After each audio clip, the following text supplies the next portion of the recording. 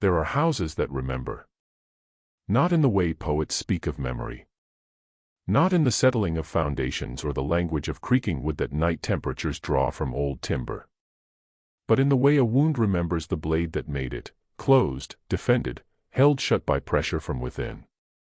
In the winter of 1887, in a farmhouse outside Harrowfield, Pennsylvania, a family of 6 moved into a property that had sat vacant for 11 years.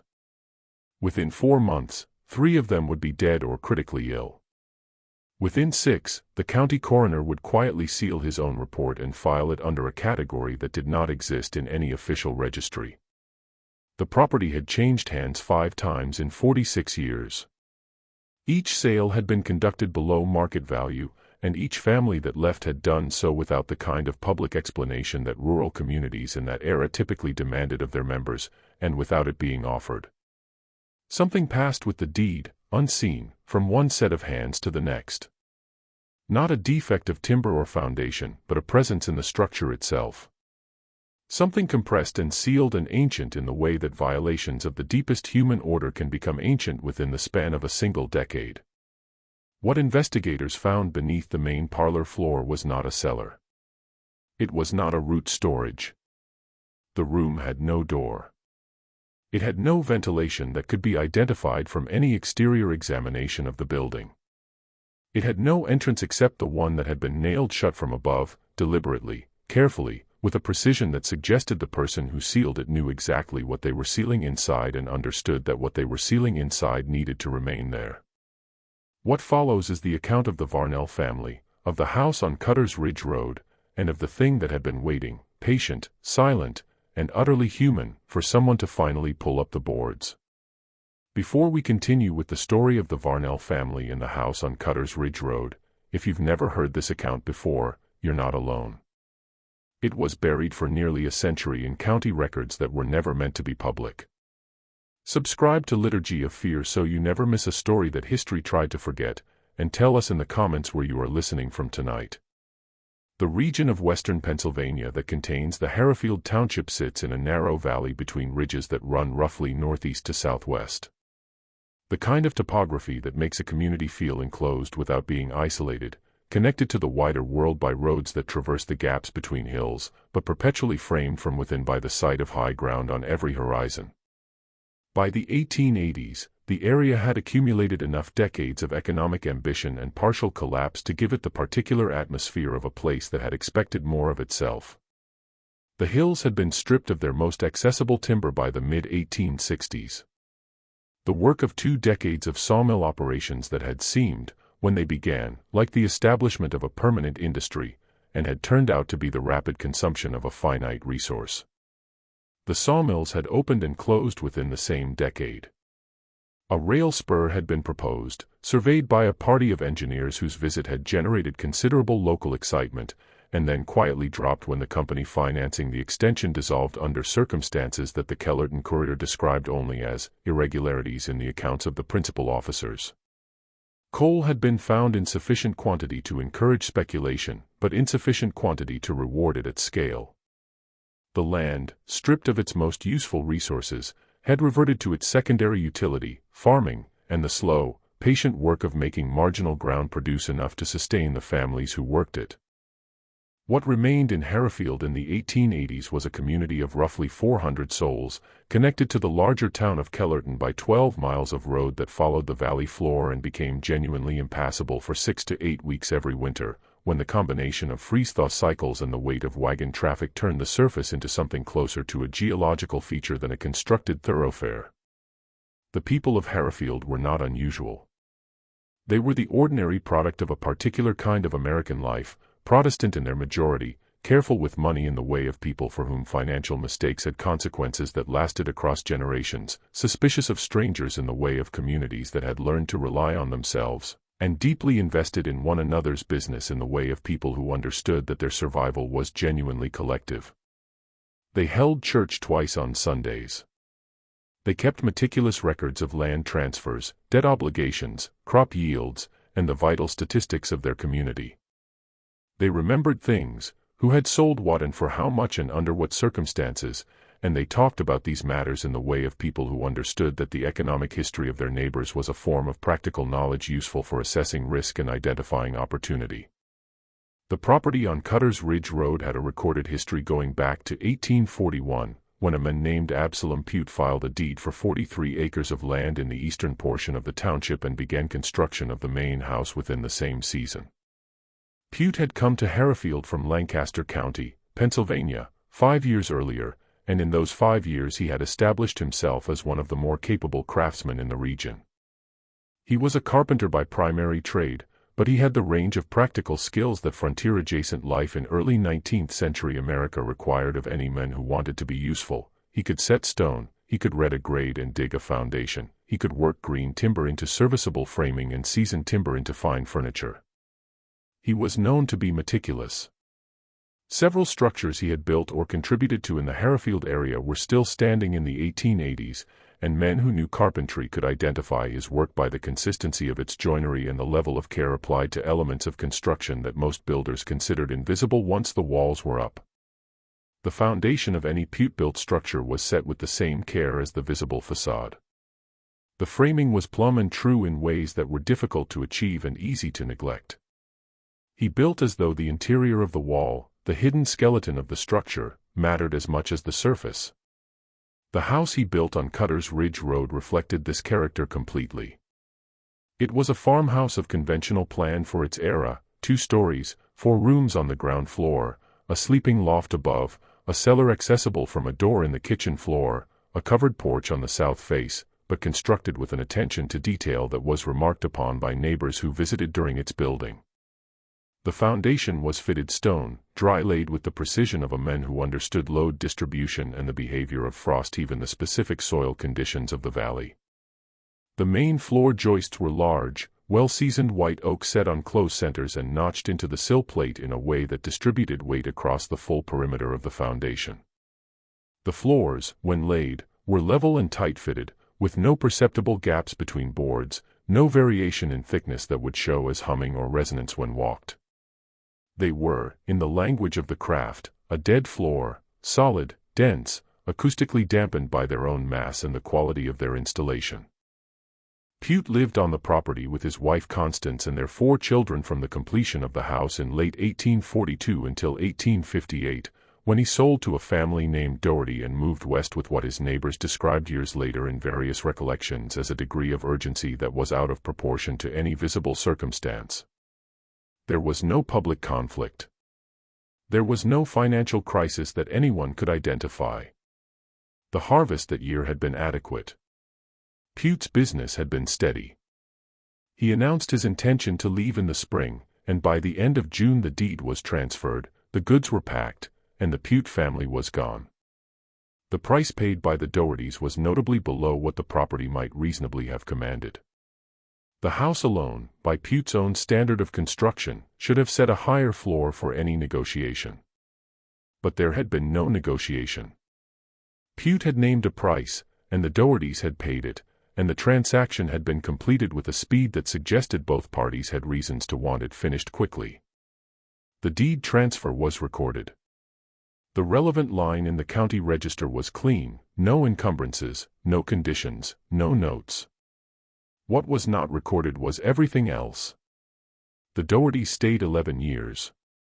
Patrick Doherty was an Irish-born farmer who had come to Pennsylvania through New York a decade before the Civil War, part of the massive immigration that the famine of the 1840s had set in motion across the Atlantic world. He was a competent farmer, a steady churchgoer, a man of no particular distinction or notoriety. His wife, Ellen, was quieter than he was, and more observant. Neighbors who knew the family well described her as a woman who noticed things, who paid attention to the quality of silence in a room as well as to its sound. They had 6 children when they bought the house and lost 2 of them to fever within the first 3 years, not unusual in a period when childhood fevers were a reliable constant in rural communities without reliable medicine, but noted because 2 deaths in 3 years was at the higher end of ordinary loss. A third child, a boy named Dermot who was 8 at the time of the purchase, died in 1865 in what the county register described as a fall of indeterminate cause. The register's usual practice was to specify the nature of an accidental death: a fall from a barn loft, a fall into the creek, a fall while cutting timber. The phrase, indeterminate cause, appeared rarely in the record, and usually in circumstances that warranted some ambiguity. In Dermot Doherty's case, no additional detail was recorded and no inquiry appears to have been made. Patrick Doherty sold the property in 1869 and relocated his surviving family to Allegheny County. He did not advertise the sale, unusual in a period when land transfers were typically preceded by at least some period of community discussion, the kind of informal circulation of information that allowed interested buyers to present themselves. The buyer was not from Harrahfield or from Kellerton. He was a Pittsburgh speculator named Clarence Fitch, who purchased the property through a correspondent and never visited it at any point during his ownership. A woman named Harriet Cleves, who had been friendly with Ellen Doherty across the 11 years of the family's residence, told her own daughter years later, the daughter then 50, and the telling having the quality of a confidence long held and only partially released, that Ellen Doherty had wept when the day of departure finally came. Not from sadness about leaving a place she had loved. The weeping, as Harriet understood it, was the weeping of a woman putting distance between herself and something she had never been able to name directly. Something she had lived with for 11 years by learning not to look at directly. The relief of departure was the relief of a person removing themselves from proximity to a thing they had understood at some level to be present without ever being able to say what the thing was. Harriet Cleves never went into the Doherty house. She had visited it twice in the early years of their tenancy, for the kinds of social calls that rural women exchanged, and she had not gone back. She told her daughter that there was a room in that house, the parlor with the eastern wall, that she had never been able to sit in comfortably, even for the duration of a visit. Not because of anything visible, not because of anything she could name. She said it was the quality of the air in that room. She said it sat in the chest differently than air in other rooms, in other houses. She said she had thought about this for many years after, and the closest she had been able to come to a description was that the air felt used, like air that had been breathed so many times by so many people under conditions of such extremity that it had taken on a character of its own. Not simply stale, but altered, pressed into a different shape by the force of what had passed through it. Harriet was a practical woman of no mystical inclinations. She found her own description embarrassing and said so. But she had lived for 70 years by trusting what her body told her about spaces and situations, and her body had told her consistently across 2 visits to that parlor that something in the air of that room was wrong in a way that had nothing to do with ventilation or season. She did not know what was beneath the floor. She only knew what she had felt, and she had felt it was not right. The property sat vacant from 1869 to 1880, during which time Clarence Fitch paid the county taxes without apparent interest in the land's productive use. In 1880, he sold it to a Harrahfield farmer named George Utterbach for a price that was again below what the county assessor estimated the land's value to be. Utterbach used the acreage for grazing, running a small herd of beef cattle on the grass that had reclaimed the fields during the vacancy, and declined to inhabit the structure. When asked by neighbors why he was not making use of the house, he provided different explanations at different times. The house needed too much work, the house was in the wrong location relative to his other holdings, the house was cold in a way that had nothing to do with the season and everything to do with some quality in its construction that he had never been able to identify. He was not a man given to imprecision. He was a farmer of the methodical, economically rational type that the region produced in abundance. His reluctance to inhabit a structurally sound farmhouse on productive land he owned was, to people who knew him, inconsistent with his established character. No one pressed the question very hard. There was one incident during Utterbach's ownership that he described to his brother-in-law shortly after it occurred and then apparently never mentioned again. He had gone to the house in the fall of 1881 to address a broken window latch, the kind of maintenance task that a vacant structure occasionally demanded, and that he attended to routinely, not from any attachment to the place, but from the practical sense that a deteriorating structure loses value faster than it should. He went in the early afternoon in good weather, alone, into the main parlor near the eastern wall. He found that several of the floorboards had been disturbed, not broken, not rotted out from below in a way that would cause visible surface disturbance, but lifted and reset. That was the only accurate description. The boards had been raised and then replaced by someone who had taken care to return them to something close to their original position, but who had not managed to achieve the precision of the original installation. The grain alignment was off. The boards sat fractionally proud of their neighbors. To someone who did not look carefully, the floor was a floor. To someone who had looked at it before and knew what it was supposed to look like, something had changed. Utterbach did not investigate further that day. He replaced the window latch, nailed the loose boards down with additional nails of a heavier gauge than the originals, and left. He went back twice more over the following weeks to check that the boards had not been disturbed again. They had not.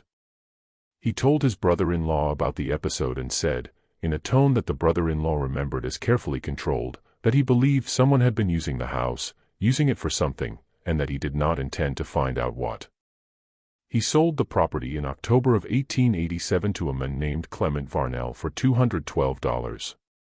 The county assessor noted the sale price in the margin of the transfer record with a single word, curious. Clement Varnell was 41 years old when he brought his family to Cutter's Ridge Road.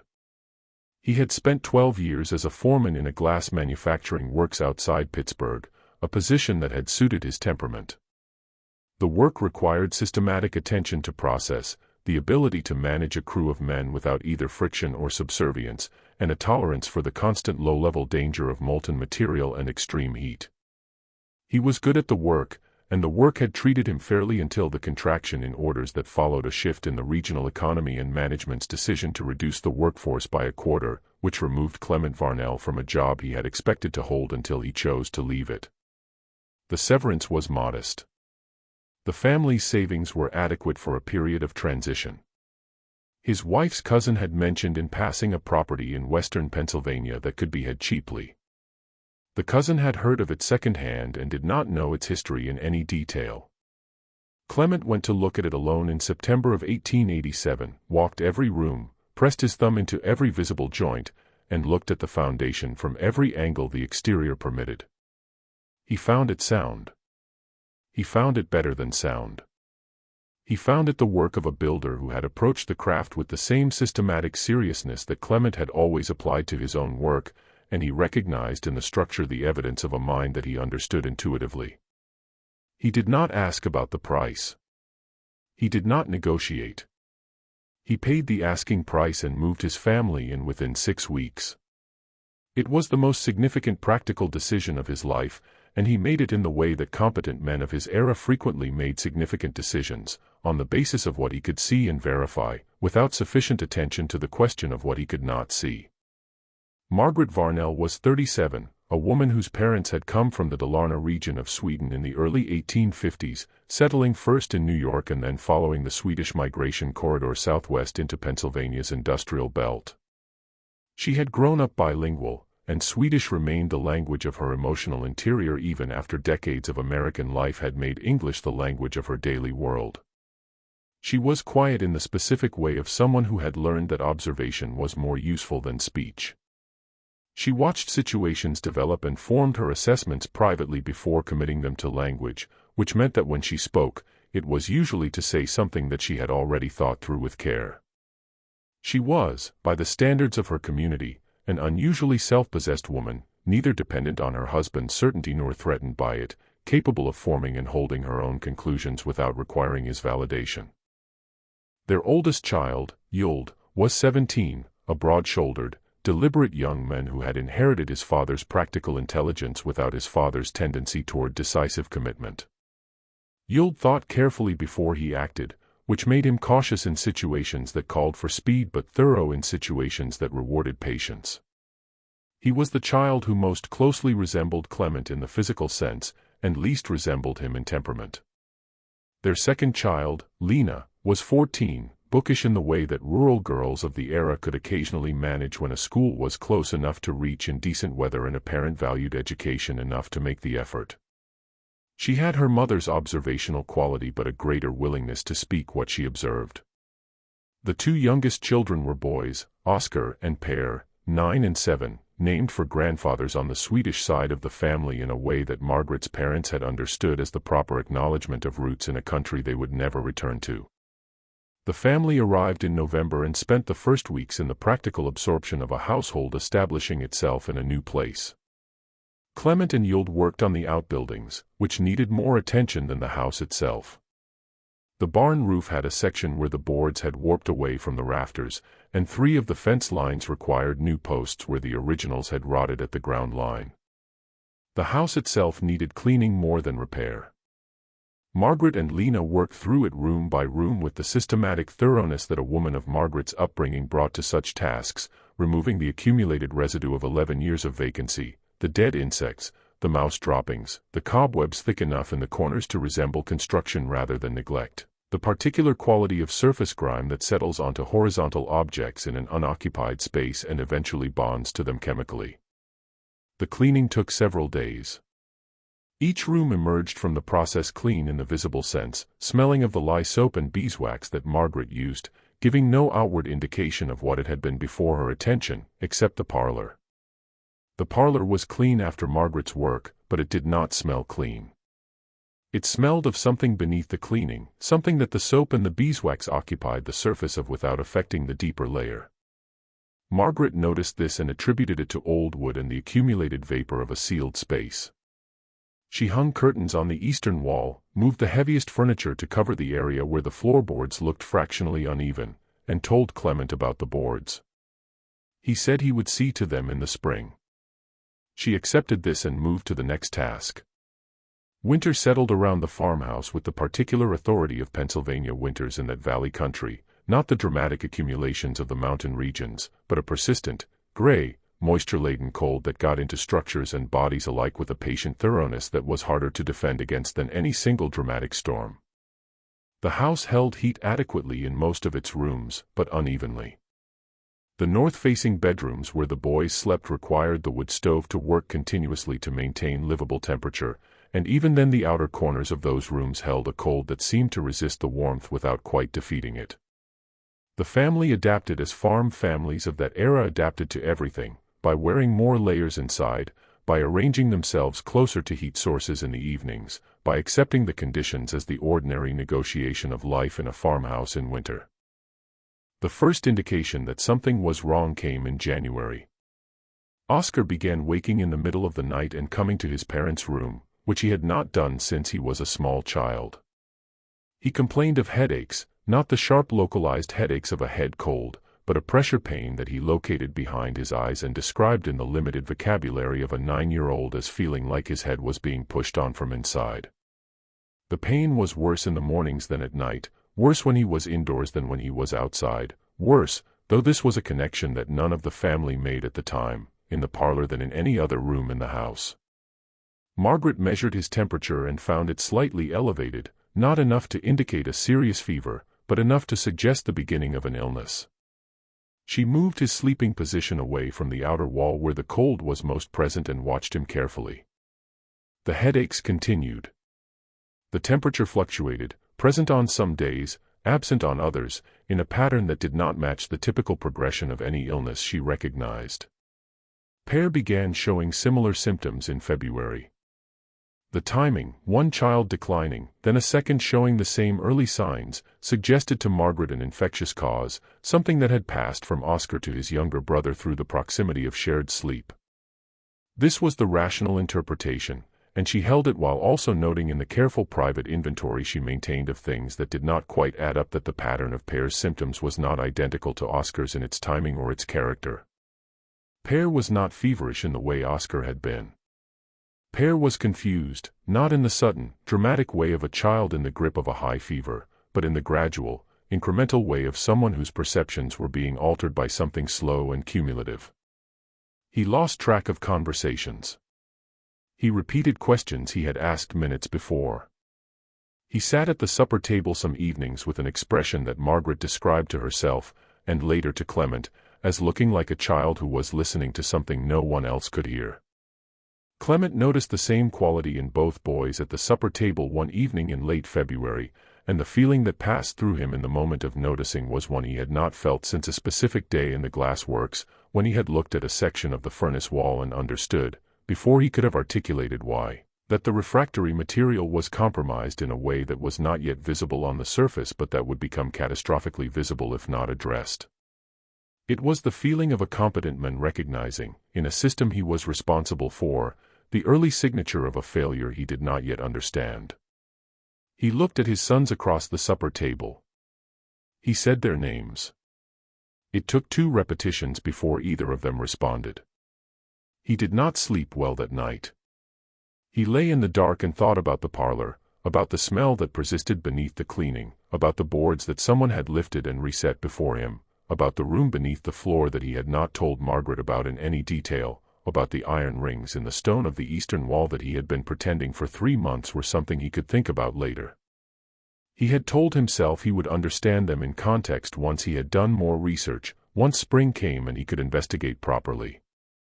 He had told himself this because the alternative, understanding them in the only context that their configuration naturally suggested, was an understanding that would require him to act. And he had not been ready to act. He had not been ready to be the person who had moved his family into a house that had iron rings in a sealed room beneath the parlor floor. The smell from the eastern wall intensified in March with the partial thaw. It was stronger than it had been in the fall, stronger than Margaret's initial description of old wood and sealed air had allowed for, and it carried in its register something that she could not resolve into any category of organic decay she had encountered before. It was not the smell of a dead animal in the walls, which she had experienced before, and which had a directional quality, a point of origin you could locate and address. This smell was distributed. It came from the floor itself, from the gap between the boards and whatever was beneath them. And it carried something in its lower register that she found herself reluctant to investigate because she had learned, across a winter of careful observation, that the things in this house that did not have ordinary explanations were connected to each other in a way she had not yet fully mapped. She told Clement the smell required addressing. Clement agreed. On the morning of March 19, 1888, he and Yuld moved the furniture away from the eastern wall and began to examine the floor. What they found in the first 15 minutes was enough to stop both of them in silence. The boards nearest the wall had been opened before, not once, but multiple times. The evidence was visible in the nail patterns if you knew to look for them. The original nailing was consistent, regular intervals, the same gauge throughout, the work of a careful hand. Over those original nail holes, 2 subsequent sets of nails had been driven, each at slightly different intervals, each of slightly different gauge, each penetrating the boards in positions that almost but not quite matched the original. Someone had opened the floor at least twice after the original installation. Someone had replaced the boards each time, pressing them back into position with enough care to make the disturbance non-obvious, but not enough care to restore the original precision. The grain alignment was off by fractions. The boards sat slightly proud of their neighbors. To Clement's eye, the eye of a man who had spent his working life assessing the precision of other men's work, the discrepancies were unmistakable. He pried up the first board. The smell that came up from below was a concentrated version of what had been diffusing through the floor for months, the same character, but without the dilution of the boards and without the filtering effect of the wood in the gaps. It was enough to make Yuld step back and press his sleeve to his face. Clement did not step back. He pried up the second board and the third.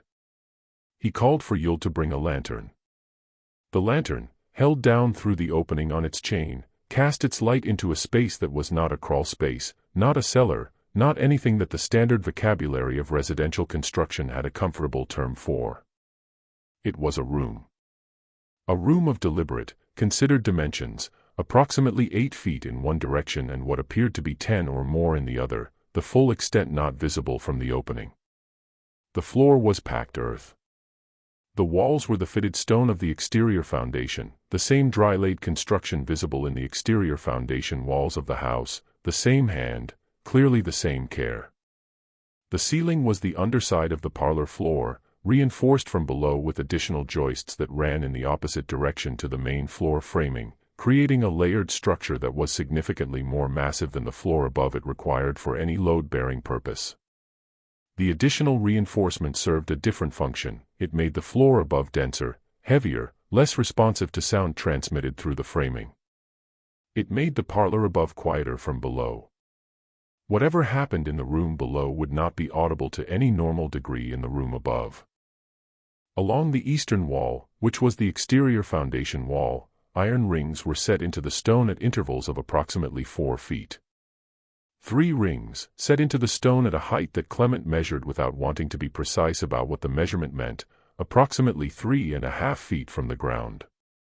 A height consistent with a specific posture. A height consistent with a specific use. He held the lantern steady for a long time and looked at the rings. They were not decorative.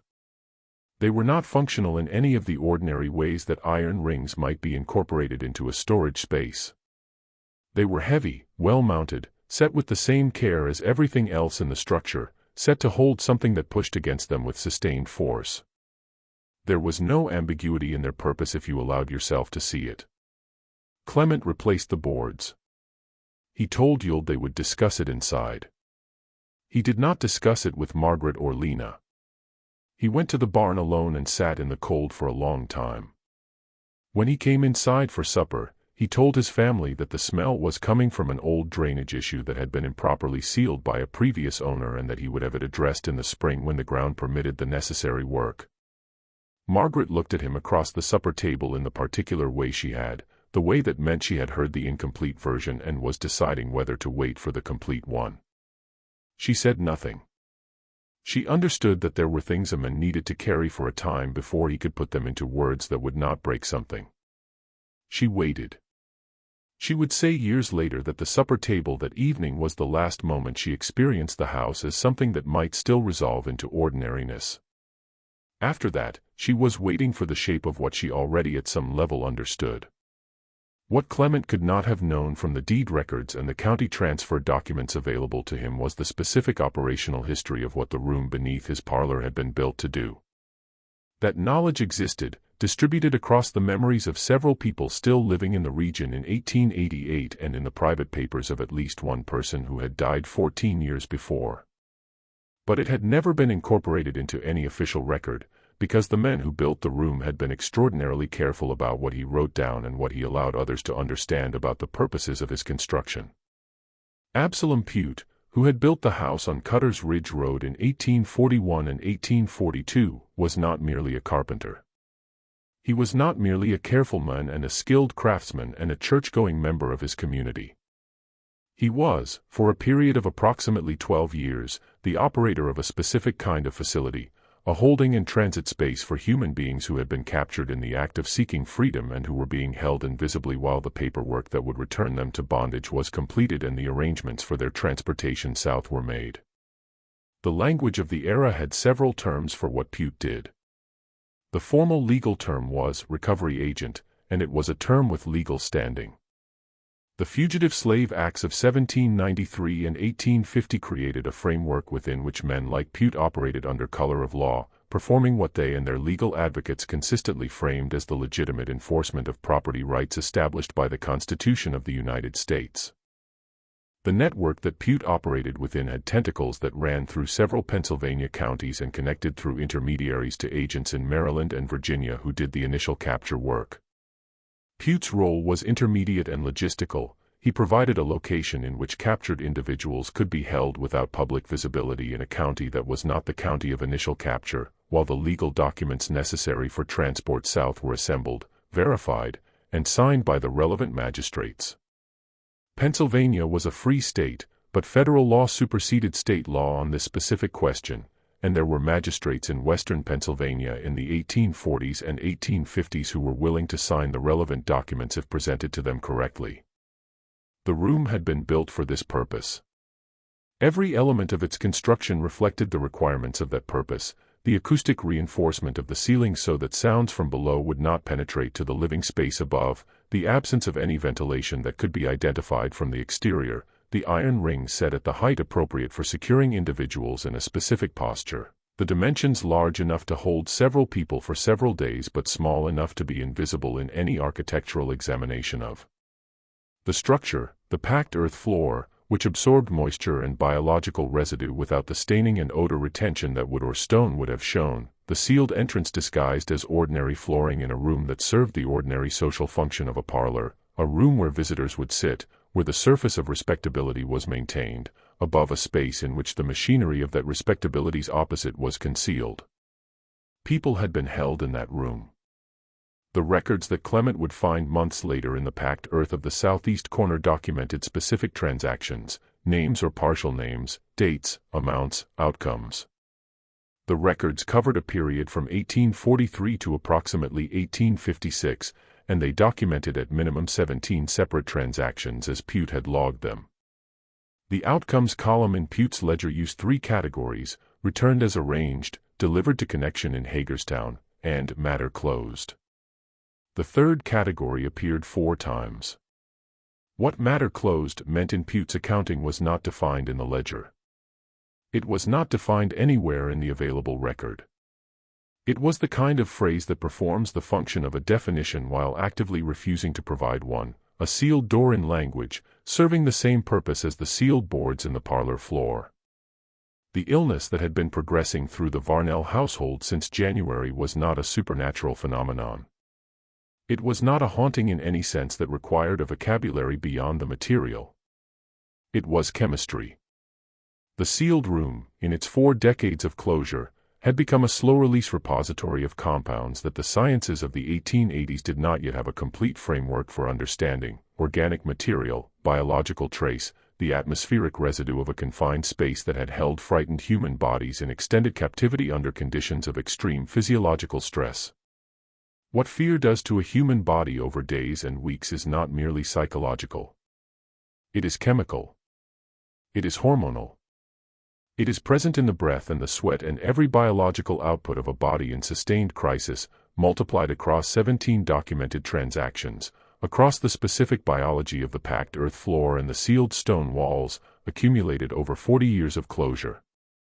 The room had become a kind of chemical record of its own history, not metaphysically, not spiritually, but physically, in the air, in the particulate matter that the slight seasonal movement of the boards had been releasing gradually and invisibly into the living space above. The headaches that Oscar and Per were experiencing were neurological in origin, consistent with low-level exposure to compounds that in sufficient concentration would have produced more acute effects. The confusion, the emotional volatility, the quality of unfocused attention that their father had noticed at the supper table, these were symptoms. They were the body's response to something that was in the air of that house, and that the medicine of the era had no instrument to detect and no vocabulary to name precisely. Dr. Hartwell Brocious, when he came to see Oscar in early April, could identify the symptom cluster but not its cause. He used the word miasma, the old pre-germ theory term for bad air, because it was the closest available language. He said the children needed outdoor air. He said whatever was causing the smell in the eastern parlor needed to be addressed. He did not go below the boards. Clement did not show him the room. The conversation stayed at the level of ventilation and drainage and the family's need to keep the children outdoors as much as the spring weather allowed. Oscar Varnell died on April 29, 1888. He was 9 years old. The cause of death recorded by Brocious was brain fever, a category that covered a range of neurological deteriorations that the medicine of the era could not more specifically differentiate. He had been ill for 3 months with a progression that had accelerated sharply in his final 3 weeks, moving from headaches and confusion to convulsions and extended periods of unconsciousness that the family watched over without the resources to do anything except be present. He was buried in the Harrowfield Lutheran Cemetery on the 1st of May. Yule dug the grave because Clement could not bring himself to do it, and Margaret would not let Clement tell Yule why his father could not dig his brother's grave. Per became critically ill within 2 weeks of Oscar's death. The progression in Per was faster than it had been in Oscar, as though the mechanism causing the illness had optimized itself through the first child, or as though Per's lower body weight made him more susceptible. Margaret, who had by now constructed in her mind a connection she could not yet fully articulate but could no longer ignore, between the boards, between the smell, between the children's decline, between the Eastern parlor that had never smelled clean no matter how many times she cleaned it, made a decision without consulting Clement. She packed Pear's things on a Wednesday evening and took him the following morning to her sister's house in Kellerton, 12 miles away. Clement did not argue. He was beyond arguing. He stood in the kitchen doorway and watched his wife load Pear into the wagon, and he did not ask when she would be back because he understood that his wife was doing the only clearly correct thing that had been done in that house since November. Pear recovered slowly. The headaches recurred for months after he left the house, and then gradually over a period of approximately a year diminished and then largely ceased. He would carry a residual sensitivity for the rest of his life, a susceptibility to headache under conditions of confined space or poor ventilation that his physicians, when he was old enough to consult physicians on his own behalf, could not connect to any identified underlying condition. The connection was there, but it existed in the gap between what had happened to his body in that house and what the medicine of his era had the tools to see. Clement remained in the house. Lena remained with her father, because Clement would not send her away without an explanation, and the explanation was not yet fully formed. Through April and into May, Lena began showing what Brocious described as nervous exhaustion, a fatigue that was not the fatigue of illness in the conventional sense, but a depletion that was more fundamental, as though the ordinarily available energy of a young body was simply not responding to its usual sources of replenishment. She slept and woke unrefreshed. She sat down to tasks and forgot what she had intended to do. She developed a sensitivity to sound that made the ordinary acoustic environment of a working farm, the animals, the tools, the noise of weather on the roof, physically painful in a way she could not explain, and that bore no relationship to any previous sensitivity she had shown. Clement watched his daughter's deterioration across 3 weeks in May and understood, with the specific torment of a man who has recognized a danger he failed to prevent, that spring had come too late. He had meant to investigate the room properly. He had meant to find the explanation that would let him decide what to do. Spring had come, and his son was in the ground, and his daughter was sick in a house above a room with iron rings in the wall, and he had waited too long. He went back into the room in the second week of June. He went alone in the middle of the afternoon with 2 lanterns, a carpenter's rule, and a short-handled spade. He spent 2 hours below the boards. He measured every surface. He examined the iron rings with the full attention he had been withholding from them since March. He moved along the perimeter of the room with 1 lantern held close to the wall, not looking for anything that the first examination had missed. In the southeast corner, where the stone of the 2 walls met at 90 degrees, he noticed a variation in the surface of the earth floor, a slight depression, perhaps 4 inches lower than the surrounding grade, approximately 2 feet square, with an edge that was too precise to be natural settling. He took the spade and broke the surface carefully. At 8 inches, the spade struck something that was not stone and not root. He reached into the excavation with his hand and pulled up a cloth-wrapped bundle that had been packed into the cavity with care, the cloth folded over the contents and pressed flat to minimize its profile. The cloth had deteriorated significantly in 4 decades of burial. It came apart in sections as he lifted it, releasing a smell of mold and compressed age. The contents were intact, a collection of folded papers, approximately 40 sheets of varying size, bound together with cord that had decayed to the point of fragility. The papers had been wrapped in the cloth and then wrapped again in something, a section of oilcloth or treated leather, he could not determine which, that had protected them from the moisture of the packed earth with sufficient effectiveness to preserve their legibility despite the decades. He took them to the surface, into the light, and he read them. They were records. Not letters, not a personal account, not any form of document that carried the heat of individual emotion. Records, written in the manner of a man who had learned to document his professional activities for purposes of legal protection and financial accountability, using the flat transactional language of commerce applied to human beings. Names where names were available. Physical descriptions where names were not. Dates. Amounts paid by unnamed parties for services rendered. References to other agents and locations, the Chester County connection, the Lancaster agent, delivered to the party in Hagerstown as arranged, consigned to the gentleman from Baltimore. References to outcomes in the 3 categories Pute used, returned as arranged, delivered to Hagerstown, matter closed. For entries in the 3rd category, no elaboration. The ledger covered the years 1843 through 1856. The handwriting was consistent throughout, the same small, neat, businesslike hand, the same lack of effect, the same quality of a man who had organized himself around the proposition that what he was doing was legitimate commerce and that the documentation of commerce was a form of legal protection. Clement Varnell sat on the packed earth floor of that room for a long time holding those papers. He was not a man of scholarly background. He had left school at 12. But he could read, and he could understand what he was reading, and he understood it completely by the time he climbed back through the gap in the parlor floor and replaced the boards and sent Lena to Kellerton that evening. He went to the constable, Rudolf Fustermacher, the following morning. He laid the papers on Fustermacher's desk and told him where they had been found and how, and described the room and the rings. He answered Fustermacher's 3 questions completely. He agreed to Fustermacher's request that he say nothing to anyone pending consultation with county authorities. He shook the constable's hand and walked back to his farmhouse and sat in the barn for the rest of the afternoon. What Fustermacher understood when he read the ledger was what Clement had understood, plus the additional layer of local knowledge that Fustermacher's 9 years as constable had given him, a layer that included certain names, certain families, certain institutional connections that the ledger's references pointed toward obliquely but without enough precision to establish legal liability in the absence of corroborating documentation.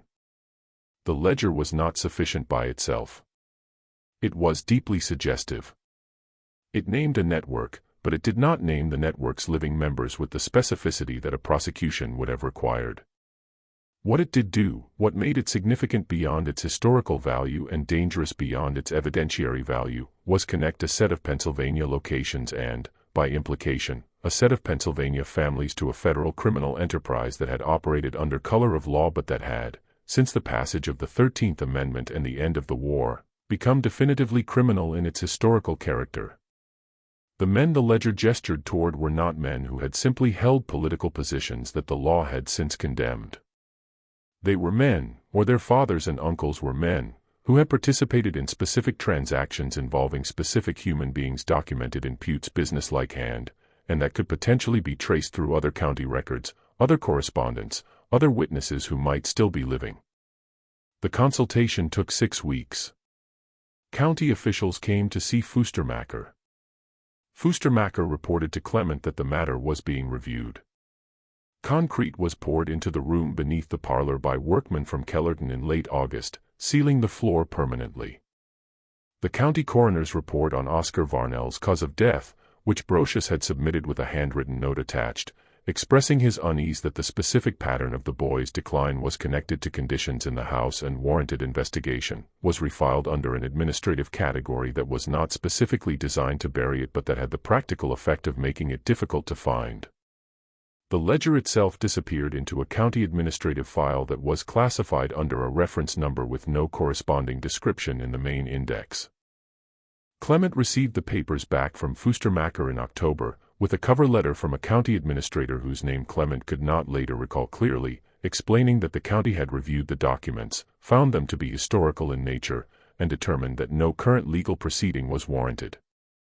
The letter used the phrase "matter closed," a phrase that, given the ledger's own use of the same phrase, may or may not have been chosen deliberately. Clement did not ask. He sold the property in October of 1888 for $180, $32 less than he had paid the year before, and moved his family to Allegheny County. He never returned to Harrahfield. He never spoke publicly about the house or what had been found in it. Margaret outlived him by 11 years. In the last year of her life, when she was 69 and confined mostly to the house by the arthritis that had been advancing in her joints for a decade, she dictated a series of letters to Lena, not for circulation, she said, just for keeping. The letters covered the house on Cutter's Ridge Road in a detail and directness that she had never managed in 40 years of living with the experience. She described the parlor on the first day she cleaned it. She described the quality of the air. She described the night she lay awake in the late winter and understood, with a clarity that had come to her all at once rather than by accumulation, that what she was smelling from beneath the eastern wall was not wood and not drainage. She described the supper table on the night Clement came back from the barn and told them about the drainage problem, and how she had understood that her husband was protecting her from something by not telling her, and that the thing he was protecting her from was something he had not yet found the shape of himself. She described the evening she loaded Pear into the wagon. She described Clement's face in the doorway. She wrote, "The worst part was not what had been done in that room. The worst part was understanding that the house had been passed from one family to the next for 40 years, each time a little cheaper than before, and that somewhere in the county, in the township, in the business of men talking to men in places where women were not present, there had always been people who knew or suspected enough to know that the price reflected something, that the cheapness of the house was not ignorance, that the ignorance was chosen. That what my children breathed was the air of a room that could have been opened decades before we came to it, and that the reason it was not opened was that the opening would have required a conversation that no one was prepared to have." She wrote, "I come to the horror of it was not that something inhuman had been done. The horror was that it had been done carefully, by a men who went to church and kept records, and that the records were kept not from shame but from the need to prove that the accounts were settled." She set down the pen after that sentence and did not speak again for some time. Lena, who was transcribing, waited. Cornelia Falls was 63 years old in 1927 when a county clerk named Wallace Hederman found the file and wrote to her.